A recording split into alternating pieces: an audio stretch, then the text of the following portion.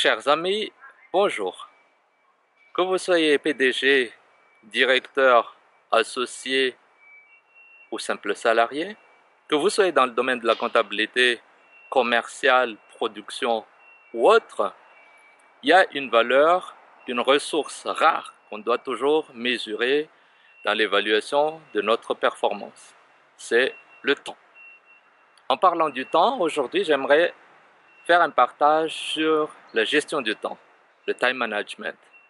Comme vous savez, quand on parle de gestion de temps, on parle de la façon d'améliorer l'utilisation de son temps dans la journée, dans la semaine, dans le mois, voire même dans l'année. On parle de to-do list, on parle d'anticipation, de plan d'action, on parle même pour les gestions par projet de to-do map ou bien le mind mapping. Je ne vais pas rentrer dans tout ça parce que ce sont des éléments que vous utilisez tous les jours. Moi, ce qui m'intéresse aujourd'hui et sur lequel j'aimerais quand même faire un petit rappel, c'est ce qu'on appelle les voleurs de temps. Time wasters, comme ils disent en anglais. Les voleurs de temps, si on arrive à les gérer, c'est ça en fait. C'est là qu'on peut gagner le plus de temps. Pour pouvoir gérer les voleurs de temps, il faut les connaître. Donc, moi, je les ai catégorisés, enfin, comme dans certains bouquins de management, je les ai catégorisés en 4 éléments. Donc, 1, il y a ce qu'on appelle la communication interpersonnelle, le gossip ou le bavardage, c'est-à-dire les discussions entre salariés, entre collaborateurs, entre personnes qui travaillent sur un même projet. Ce sont des éléments nécessaires pour pouvoir développer l'interaction dans l'équipe. Mais il faut faire attention à ce que ce ne soit pas trop long, que ça ne devienne pas un élément bouffeur qui va vous faire perdre du temps. Donc là-dessus, il faut penser à des réunions, il faut penser à sortir ensemble à la fin de la journée ou déjeuner ensemble pour pouvoir parler de l'avancement, pour pouvoir discuter de la façon de collaborer, mais éviter de parler pendant les heures de travail, par exemple en prenant le café, en prenant le thé, ou en prenant le goûter, ce qu'on fait beaucoup à Madagascar, et dépenser trop de temps sur le bavardage ou le gossip. 1.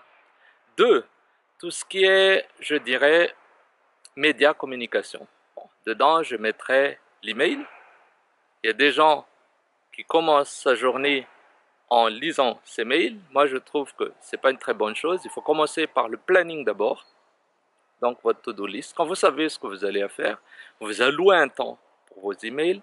Et bien sûr, ayez le réflexe de paramétrer les mails, c'est-à-dire que les gens importants, vos chefs, les clients importants, les fournisseurs importants, paramétrez-les à ce que quand vous ouvrez votre mail, vous tombez tout d'abord, vous traitez tout d'abord ça avant de traiter les spams, les autres mails, les bonjours, les félicitations et tout ça. Donc l'email. Deuxième chose, c'est les réseaux sociaux. Facebook, LinkedIn, Twitter, il y a beaucoup et actuellement, c'est une des problématiques des entreprises. Les réseaux sociaux sont des bouffeurs de temps. Donc, qu'est-ce qu'on fait? Bien sûr, pour certains d'entre nous, les réseaux sociaux font partie de leur travail.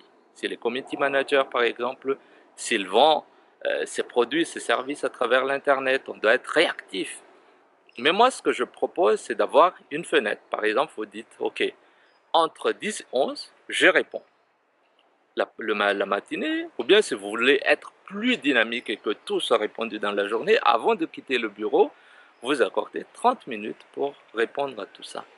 Bien sûr, le week-end, chez vous, dans le bus ou autre transport en commun, vous pouvez toujours voir les messages de vos amis, ce qu'ils racontent sur leur profil, ce qui se trame, les journaux et tout ça. Donc voilà, et aussi, troisième chose, c'est le téléphone.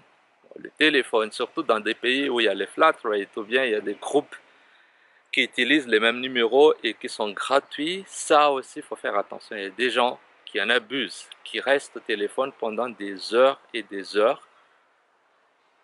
moi, ce que je propose, c'est de limiter. Limiter l'utilisation du téléphone, organiser l'utilisation d'email et bien sûr, organiser aussi la fenêtre ou les fenêtres d'utilisation de vos réseaux sociaux.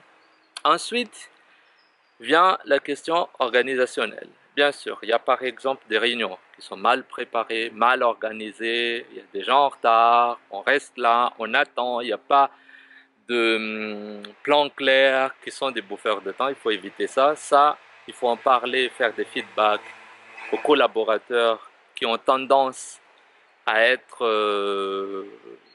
dans cette démarche, c'est-à-dire qui fait perdre du temps à l'ensemble de l'équipe. Mais aussi, il y a les affaires, par exemple, concernant encore l'organisation, les classements. On cherche un document, par exemple, pendant qu'on travaille sur un dossier et on n'arrive pas à le retrouver, c'est mal classé. Tout ça, ce sont des questions organisationnelles qui viennent avec le temps. Ce que je veux dire, c'est que au fur et à mesure qu'on avance, il faut mettre en place des organisations pour que tout le monde puisse trouver ce qu'il faut pour un temps précis, un moment déterminé. Et pour terminer, quatrième point dans le Time Wasters, c'est nous, notre profil. En français, il parle de posture, la posture managériale. Donc nous, quand on ne décide pas, par exemple, très vite, on est là, l'équipe attend, ça fait perdre du temps à tout le monde quand le chef n'est pas décisif. On peut aussi perdre du temps avec les mauvaises délégations, c'est-à-dire qu'il y a des choses qu'on peut déléguer aux collaborateurs et nous, on le garde pour soi-même. On peut perdre du temps par rapport à notre capacité, c'est-à-dire qu'on n'arrive pas à être plus dynamique, à être présent avec l'équipe. Par exemple, quand on distribue les tâches ou les activités, il y a des gens qui sont toujours derrière, qui rament, qui n'ont pas l'habitude de travailler très vite. Mais tout ça, ça s'apprend. Comment travailler plus vite, ça s'apprend. Bon, aujourd'hui, on ne va pas parler de ça, mais moi, j'aimerais quand même qu'on fasse attention sur ces 4 éléments pour pouvoir avoir beaucoup plus de temps productif et améliorer sa production, que ce soit dans le service ou dans les produits, dans chaque journée. C'est les productions et les avancements de chaque journée qui fait qu'on fasse une très bonne année ou un très bon résultat ou une très belle performance pour une entreprise ou pour un projet ou pour une organisation quelconque, que ce soit une association, une ONG ou autre chose. Donc n'oubliez pas 4 éléments: communication interpersonnelle, communication média, organisation et la posture de vous en tant que manager, en tant que chef, en tant que responsable. Allez, à bientôt.